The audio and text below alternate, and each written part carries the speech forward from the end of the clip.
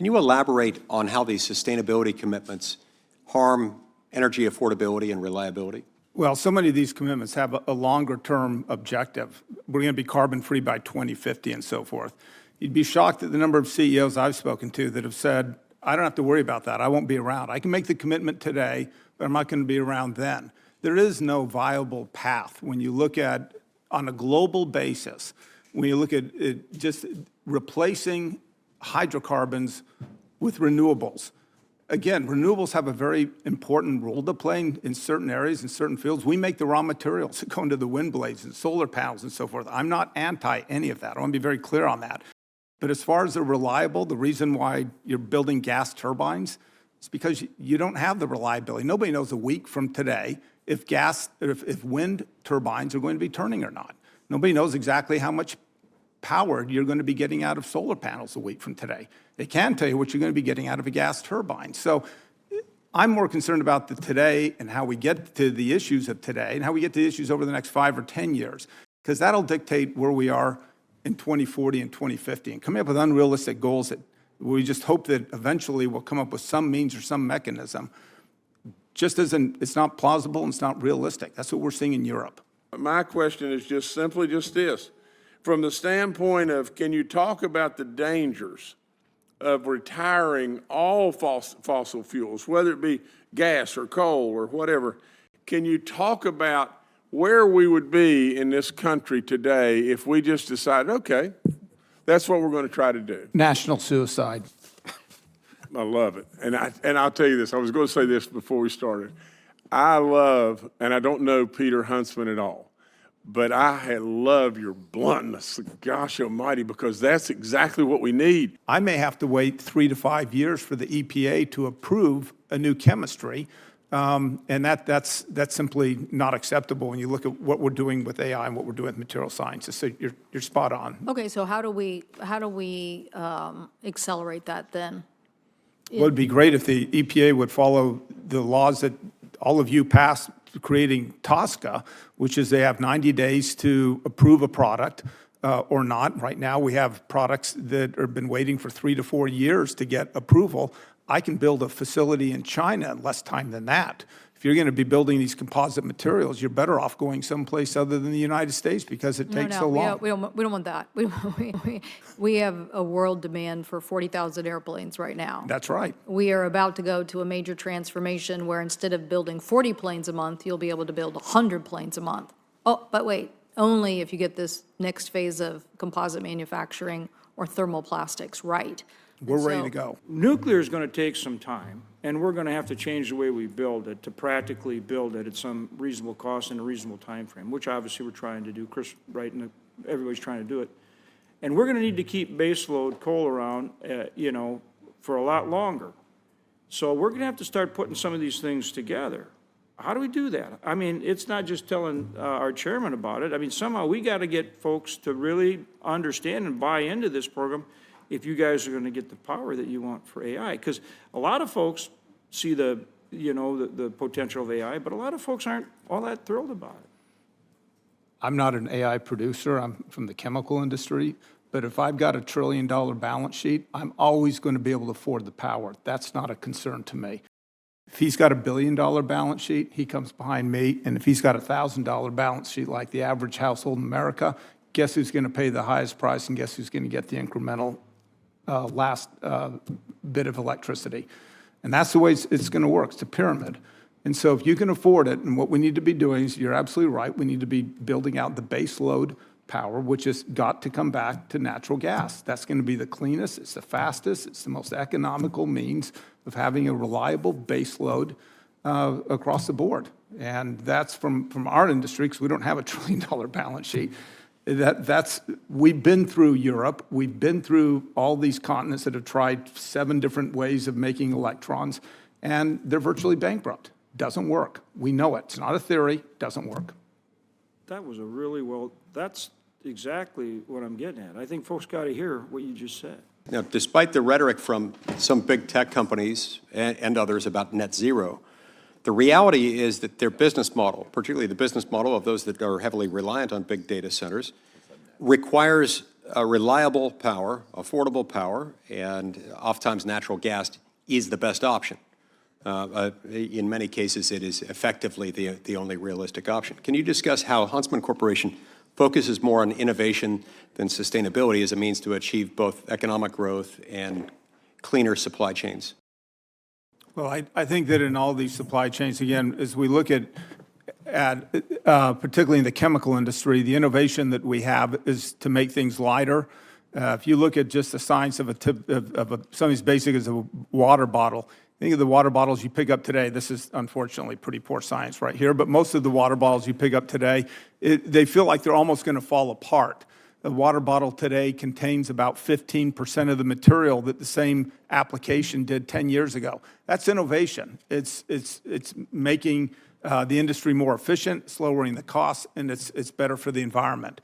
And if you apply that same technology into lightweighting of an EV, you're going to extend the mileage of a plane, you're going to extend the mileage and the fuel consumption. Long-range power cable, high-voltage power cables, again, being able to lighten that, being able to increase the capacity of that, depending on the insulative materials that are built into that cable. It's all about science and it's all about innovation. I would just note that when we talk about the battery and the materials that make all of this stuff, how much of that is actually being built and made and produced here in the United States? That's something that I think maybe is for a topic some other day, but we import a lot of raw materials, especially in the mineral side and the copper side and all this, from foreign powers and from foreign entities. And so when we talk about the battery build out, we talk about the long-term cable construction, so forth, a lot of this is going to require more construction, more permitting here in the United States if we really want to domesticate and we really want to take advantage of this build out. We ought to be building these raw materials in the U.S. as well. I have seen that the GDP of Europe over the last 20 years, which is roughly equal 20 years ago to the U.S., collective GDP, has flattened out and ours has grown. Now, there is a relationship, we all know, between power usage and with economic growth. You speak about the deindustrialization of Germany and how no rational executive would now invest in Germany, which is incredible. Can you expound on that? Because that would have incredible impacts upon jobs for working Germans, just like having a similarly wrong-headed policy in the U.S. would have incredibly negative implications for working Americans. Yeah, somebody's done business in Germany for 40 years. We've never had power outages in Germany. This is not a question of availability of electrons. It is a question about the value of electrons. And in Germany, I'm paying for coal, I'm paying for solar, I'm paying for wind, I'm paying for nuclear from France, and I'm paying for imports of gas coming in from the United States. I'm paying for 5 sources. At best, 2 of those sources are actually operating and supplying our facilities. But I'm paying for all 5 of them. I mean, that literally, and you add onto that the regulatory, the carbon taxes, and the cost above that, and I'm paying roughly about 6 times more for electricity for exactly the same facility. In your state of Louisiana, we operate a very large facility in Geismar, Louisiana. You're suggesting that the chemical industry may be more carbon intensive, but the downstream effect is to decrease carbon intensity. You use the example of using carbon fiber instead of steel in a plane. I can imagine how much fuel that saves in a plane, but I can imagine that the carbon-intense carbon fiber, by definition, may be a little bit more carbon intense to produce, or at least roughly equal. But it saves you more in life cycle. That's right. Can you elaborate on that? Because I think there's probably other examples. No, we earlier, the senator, I believe it was King, that had the cabling. The wraparound of that cabling is that carbon fiber is going to be, for the most part, an epoxy material that obviously insulates a lot of that transmission. That's the same materials that are going in and it's lightening the load, lightening the transmission, making these things stronger.